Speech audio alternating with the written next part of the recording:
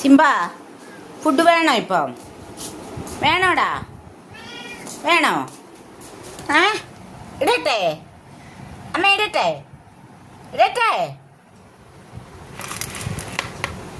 കഴിക്ക.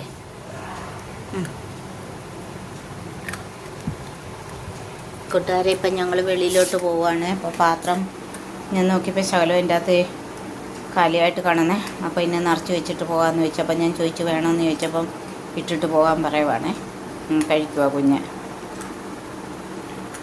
അപ്പോൾ ഈ കൂട്ടുകാരൻ ഇപ്പം 4 ദിവസമായിട്ട് വന്നിട്ട് വരാത്തത് കൊണ്ട് ഭയങ്കര ഒരു വിഷമമൊക്കെ ഉണ്ട് കുഞ്ഞിന്. കഴിക്കുക.